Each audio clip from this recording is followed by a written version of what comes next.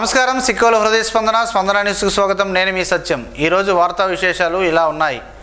రైతు సంక్షేమమే లక్ష్యంగా వ్యవసాయ రంగంలో యాంత్రీకరణకు కూటమి ప్రభుత్వం పెద్దపీట వేస్తుందని జిల్లా కలెక్టర్ స్వప్నిల్ దినకర్ పున్కర్, ఎమ్మెల్యే గుండు శంకర్, బగ్గు రమణమూర్తులు అన్నారు. రాగోలు వ్యవసాయ పరిశోధన స్థానంలో వ్యవసాయ యాంత్రీకరణ మేళాను గురువారం ప్రారంభించారు. ఈ సందర్భంగా మేళాలోనే యాంత్రీకరణ పరికరాలను జిల్లా కలెక్టర్ స్వప్నిల్ దినకర్, ఎమ్మెల్యేలు గుండు శంకర్, బగ్గు రమణమూర్తులు పరిశీలించి వాటి పనితీరును అడిగి తెలుసుకున్నారు. రైతులు మారుతున్న సాంకేతికీకరణలో భాగంగా వ్యవసాయ రంగంలో యంత్రాల వినియోగాన్ని, వాటిపై పరిజ్ఞానాన్ని పెంచుకోవాలని అన్నారు. ఎమ్మెల్యేలు గుండు శంకర్, బగ్గు రమణమూర్తులు మాట్లాడుతూ రైతులు యంత్ర సేద్యం దిశగా ముందుకు సాగుతున్న నేపథ్యంలో యాంత్రీకరణకు ప్రభుత్వం పెద్దపీట వేస్తూ యంత్ర పరికరాలను పెద్ద సంఖ్యలో అందిస్తుందని అన్నారు. రైతులకు రాయితీతో కూడిన సబ్సిడీ సాగు యంత్రాలు, వ్యవసాయ పనిముట్లు అందిస్తున్నామని అన్నారు. ఆప్కాప్, డిసిసిబి ద్వారా యంత్ర పరికరాలను రైతులకు తక్కువ వడ్డీకే అందిస్తుందని అన్నారు. గతంలో ఎన్నడూ లేని విధంగా వ్యవసాయ రంగానికి కూటమి ప్రభుత్వం పెద్దపీట వేస్తుందని అన్నారు. రైతులందరికీ వ్యవసాయం లాభసాటిగా ఎలా చేసుకోవాలి, ఏ పంట వేయాలో అధికారులు అడుగడుగునా అండగా ఉండడం చూస్తున్నామని తెలిపారు. ఈ యంత్ర పరికరాలను ప్రతి రైతు సద్వినియోగం చేసుకోవాలని సూచించారు. క్షేత్ర సందర్శన అనంతరం వ్యవసాయ యాంత్రీకరణ ప్రదర్శన, వ్యవసాయ క్విజ్, రైతు సదస్సు, వ్యవసాయ ప్రచురణలు విడుదల, రైతులతో శాస్త్రవేత్తల చర్చాగోష్ఠి తదితర కార్యక్రమాలు నిర్వహించారు. ఈ కార్యక్రమంలో వ్యవసాయ పరిశోధన సంచాలకులు డాక్టర్ పివి సత్యనారాయణ, వ్యవసాయ అధికారులు, టీడీపీ నాయకులు, కార్యకర్తలు, రైతులు అధిక సంఖ్యలో పాల్గొన్నారు. ఇతర మహిళా కళాశాల డీన్ గారు, ఇతర అధ్యాపకులు అందరూ కూడా ఈరోజు ఈ కార్యక్రమానికి రావడం జరిగింది. అయితే ఈ కార్యక్రమానికి రాష్ట్ర వ్యవసాయ శాఖ మంత్రులు శ్రీ చంద్రబాబు అచ్చెన్నాయుడు గారు, అలాగే కేంద్ర పౌర విమానయాన శాఖ మంత్రులు శ్రీ చంద్రబాబు రామ్మోహన్ నాయుడు గారు రావాల్సింది. నిన్న క్యాబినెట్ జరిగింది. ఈరోజు కూడా సీఎం గారితో స్పెషల్ మీటింగ్ వల్ల రాలేకపోవడం, అలాగే అక్కడ కూడా కేంద్ర మంత్రి గారు రాత్రి 12 వరకు మోడీ గారితో మీటింగ్ వల్ల రాలేకపోయారు.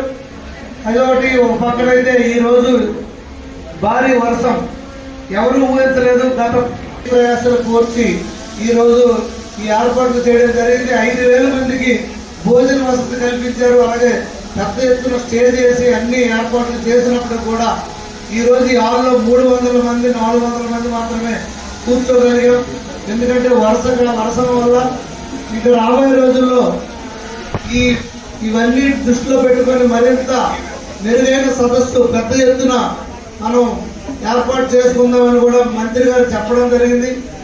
అయితే దీనిపైన ఎవరైతే రైతు కమిటీల నుండి కానీ, అలాగే సొసైటీస్ నుండి కానీ, రైతులు, వ్యవసాయ ప్రేమికులు ఎవరైతే పెద్ద ఎత్తున ఆర్గానిక్ ఫార్మింగ్ కానీ వ్యవసాయం చేస్తున్న రైతులందరూ కూడా రావడం జరిగింది. వారి కోసం ఇక్కడికి రీసెర్చ్ చేస్తున్నటువంటి సైంటిస్టులు వీళ్ళందరూ కూడా రావడం జరిగింది. కనుక ఒక 10 నిమిషాల పాటు వారి యొక్క సందేశం మనకి వినిపిస్తారు. ఎలాగా మెరుగైన యాంత్రీకరణ పద్ధతి ద్వారా మెరుగైన వ్యవసాయం ఎలా చేయాలనేది దానిపైన అవగాహన కల్పిస్తారు మనకి. ఇవాళ రైతు అయితే ముఖ్యంగా మన శ్రీకాకుళం జిల్లాలో చిన్న సన్నకారు కవితలు ఎక్కువ ఉన్నాయి. యంత్రాలు స్వచ్ఛందంగా వాడు కొనుక్కునే పరిస్థితి కలిపి చాలా తక్కువ ఉంది. అందువల్ల ప్రభుత్వం తరపున కలిపి సహాయ సహకారాలు, సబ్సిడీ రూపేణ వినియోగం అందించాలి. గడిచిన 5 సంవత్సరాలు అయింది. రైతు గురించి పట్టించుకునే నాదుడి లేడు. ఒక పక్క సాగునీరు సమస్యలు, ఒక పక్క మెకనైజేషన్, మరి దానికి సంబంధించిన సబ్సిడీ లేక, రైతు కొనుక్కోలేక చాలా ఇబ్బందులు పడే పరిస్థితి మన రైతాంగం అనుభవించాలి ఈ రాష్ట్రంలో. ఇవాళ మా ఎన్డీఏ ప్రభుత్వం మంది వచ్చింది. మన చంద్రబాబు నాయుడు గారు ఒక వ్యతిరేక నాయకుడు, అలాగే రైతు కుటుంబం నుంచి వచ్చి ఒక డైనమిక్ మినిస్టర్ గా మన అచ్చెన్నాయుడు గారు ఉన్నారు.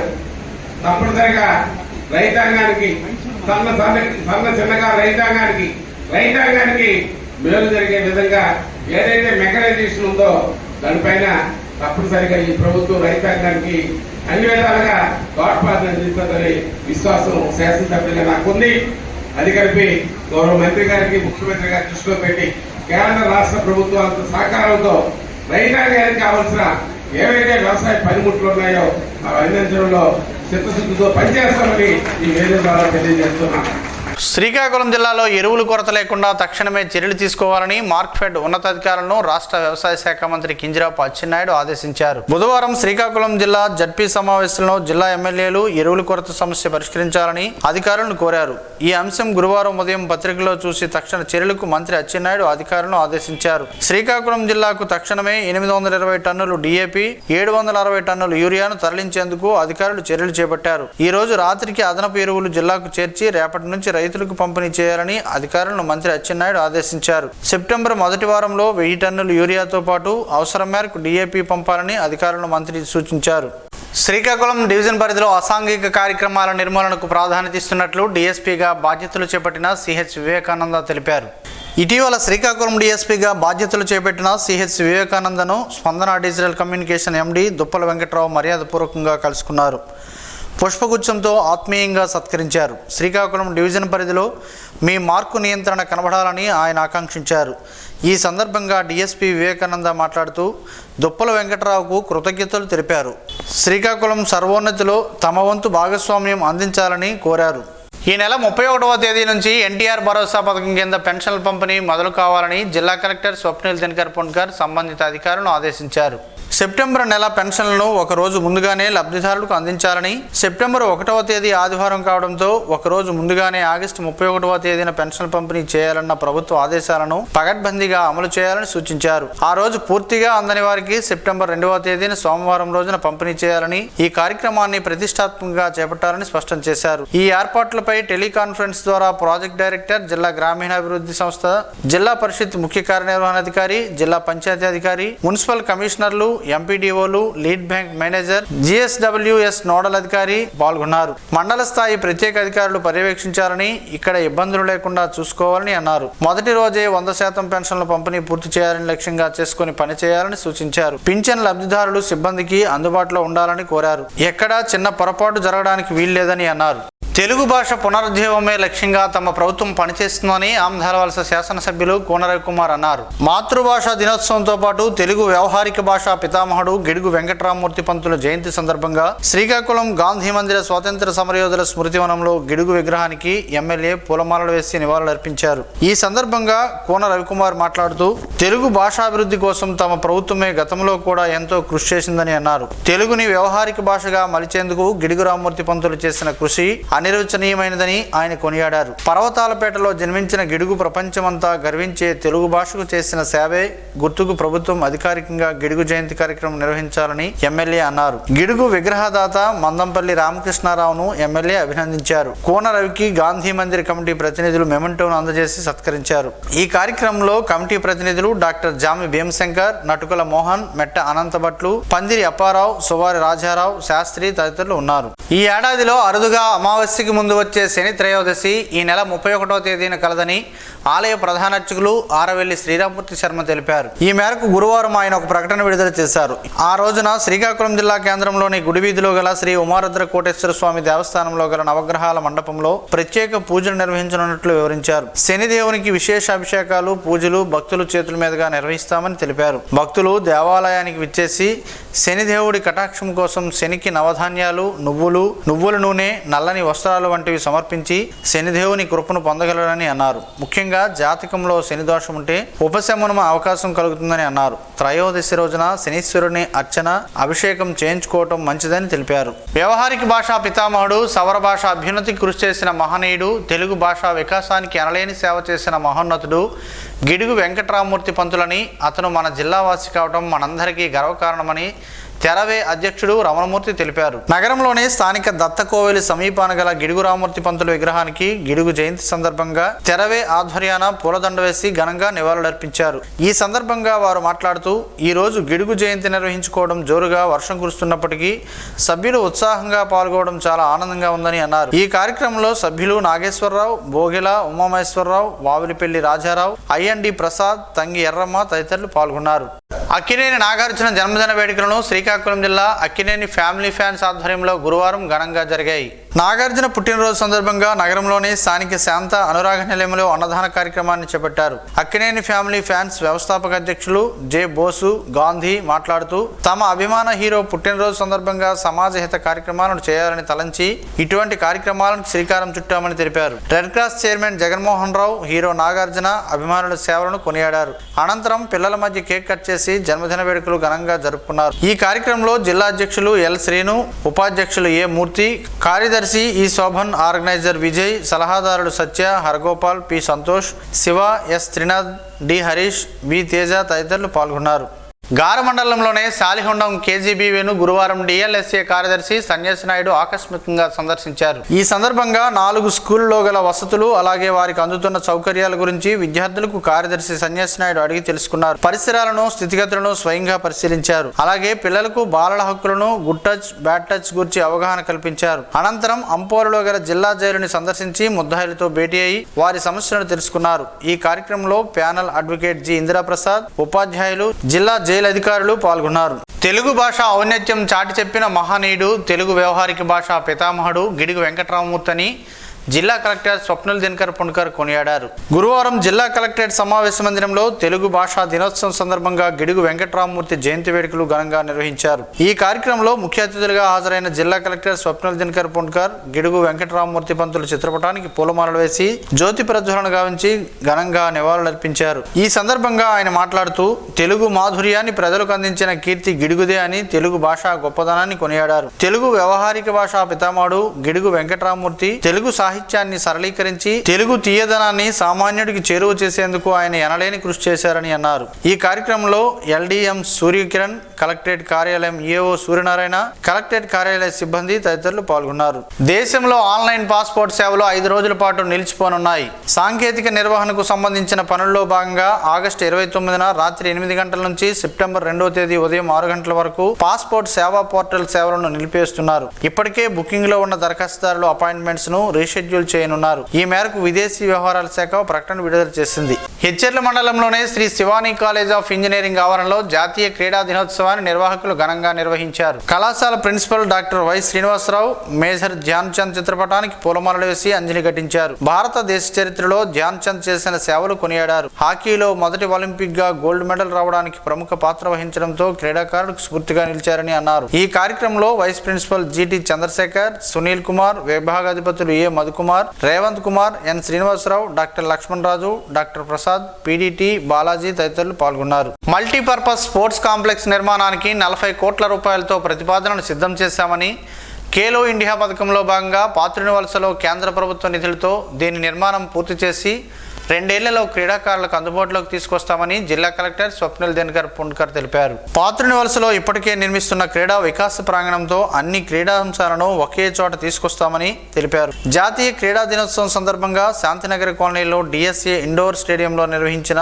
కార్యక్రమంలో ఆయన స్థానిక ఎమ్మెల్యే గుండు శంకర్తో కలిసి పాల్గొన్నారు. ఈ సందర్భంగా కలెక్టర్ మాట్లాడుతూ మేజర్ ధ్యాన్ చంద్ కు దేశం మొత్తం ప్రతి ఏటా ఇచ్చే గొప్ప నివాళిగా జాతీయ క్రీడా దినోత్సవం జరుపుకుంటున్నామని తెలిపారు. చదువుతో పాటు క్రీడలను సమన్వయం చేసుకున్న వారు జీవితంలో అత్యున్నత స్థానాలకు చేరుకుంటారని అన్నారు. శ్రీకాకుళం ఎమ్మెల్యే గుండు శంకర్ మాట్లాడుతూ జిల్లా కేంద్రంలో కోటరామూర్తి స్టేడియం నిర్మాణాన్ని త్వరలోనే పూర్తి చేసి క్రీడాకారులకు అందుబాటులోకి తీసుకొస్తామని అన్నారు. ప్రతి వారం పనుల పురోగతిని తాను స్వయంగా పరిశీలిస్తున్నట్లు తెలిపారు. క్రీడలలో పాల్గొనడం గొప్ప అవకాశమని, దానిని వదులుకోవద్దని, క్రీడాభివృద్ధికి క్రీడాకారులు ఆయా క్రీడా సంఘాలు తగిన సలహాలు సూచనలు ఇవ్వాలని కోరారు. ముందుగా కార్యక్రమాన్ని ధ్యాన్ చంద్ చిత్రపటానికి పూలమాలలు వేసి ఘనంగా నివాళులర్పించి ఈ కార్యక్రమాన్ని ప్రారంభించారు. అంతకుముందు 7 రోడ్ల కూడల నుంచి శాంతినగర్ కాలనీ ఇండోర్ స్టేడియం వరకు క్రీడాకారులు 2K ర్యాలీలో పాల్గొన్నారు.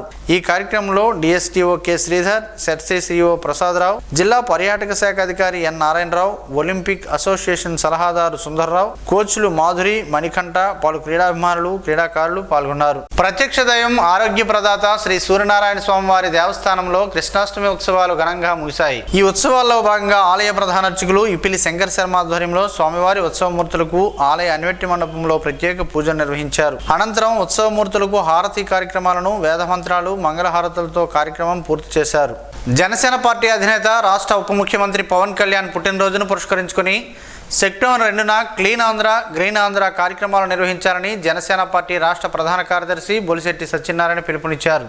క్లీన్ ఆంధ్ర గ్రీన్ ఆంధ్రలో భాగంగా నగరంలోని 7 రోడ్ల కూడలిలో ఉన్న ఎన్టీఆర్ మున్సిపల్ హై స్కూల్లో గురువారం మొక్కలను నాటారు. ఈ సందర్భంగా ఆయన మాట్లాడుతూ క్లీన్ ఆంధ్ర గ్రీన్ ఆంధ్రలో భాగంగా ఊరు వాడ పరిశుభ్ర కార్యక్రమాలు, పర్యావరణాన్ని పరిరక్షించేందుకు మొక్కలు నాటడం అటువంటి కార్యక్రమాలు చేపట్టాలని అన్నారు. రాష్ట్రాన్ని ప్లాస్టిక్ రహిత రాష్ట్రంగా తీర్చిదిద్దేందుకు ఈ కార్యక్రమాల ద్వారా తొలి అడుగు వేయాలని అన్నారు. ప్రతి ఒక్కరూ 100 మొక్కలు నాటి వాటిని సంరక్షించాలని తెలిపారు. జనసేన పార్టీ రాష్ట్ర కార్యదర్శి జిల్లా అధ్యక్షులు పిసిని చంద్రమోహన్ మాట్లాడుతూ తరతరాలకు ప్రకృతి ఫలాలను అందించే దేశీయ మొక్కలను నాటుదాం, భావితరాలకు స్వచ్ఛమైన ప్రకృతిని అందిద్దాం అని పార్టీ శ్రేణులకు పవన్ కళ్యాణ్ అభిమానులకు పిలుపునిచ్చినట్లు తెలిపారు. తరాలు మారుతాయి కానీ మీరు నాటే ఒక మొక్క మరో 2 తరాలకు ఆక్సిజన్, పండ్లు, ఔషధ ఫలాలు, పర్యావరణ సమతుల్యత అందిస్తూ పర్యావరణాన్ని పరీక్షిస్తుందని అన్నారు. కాలుష్య రహిత సిక్కులను తీర్చిదిద్దామని, అందులో ప్రతి ఒక్కరూ భాగస్వామ్యం కావాలని తెలిపారు. ఈ కార్యక్రమంలో ఆమ్దాలవలస నియోజకవర్గం జనసేన ఇన్ఛార్జ్ పేడాడ రామ్మోహన్, జనసేన ఉమ్మడి శ్రీకాకుళం జిల్లా ప్రధాన కార్యదర్శి సంతోష్ పండా,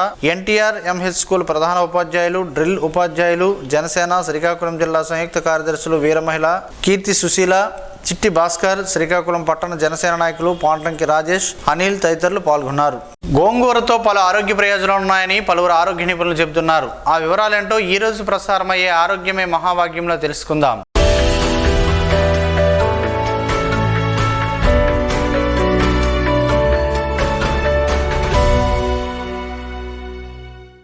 గోంగూరను పుంటికూర అని కూడా పిలుస్తుంటారు. పుల్లటి ఆ పుంటికూర ఆరోగ్యానికి మేలు చేస్తుందని ఆరోగ్య నిపుణులు చెబుతున్నారు. ఆరోగ్యానికి అవసరమైన C vitamin, A, B, magnesium, calcium, phosphorus, iron, riboflavin, carotene ఉన్నాయని వారు చెబుతున్నారు. పుంటికూర తింటే కాలేయానికి మంచిదని, లివర్ టాక్సిన్లు, కొవ్వును తగ్గిస్తుంది. గోంగూర ఆకులను రాత్రంతా నీటిలో నానబెట్టి మర్నాడు పరగడుపున నీటిని తీసుకోవడం వలన బీపీ కంట్రోల్ ఉంటుందని, అలాగే కొవ్వు తగ్గుతుందని పలు పరిశోధనల్లో తేలినట్లు శాస్త్రవేత్తలు చెబుతున్నారు. ఇది మనిషి ఆరోగ్యానికి మేలు చేస్తుంది. క్యాన్సర్ ప్రమాదాలను నివారించడంలో గోంగూర కీలక పాత్ర పోషిస్తుంది. ఐరన్ లోపాన్ని సరిదిద్దుతుంది. జుట్టును ఆరోగ్యంగా ఉంచడంలో కీలక భూమిక పుంటికూర పోషిస్తుందని ఆరోగ్య నిపుణులు చెబుతున్నారు.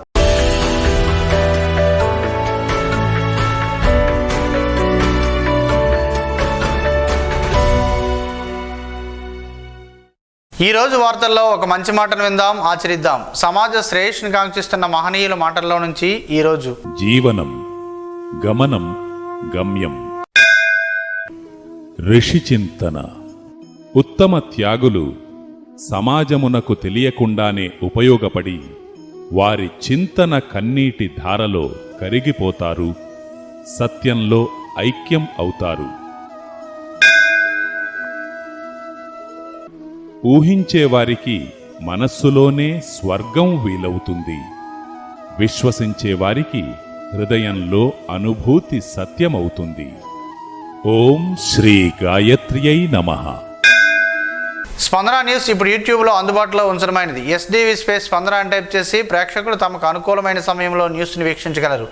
ఈ వార్తలు ఇంతటితో సమాప్తం. మరలా ప్రసారమయ్యే స్పందన న్యూస్లో కలుద్దాం. అంతవరకు సెలవు. నమస్కారం. మీ మాటే మా బాట.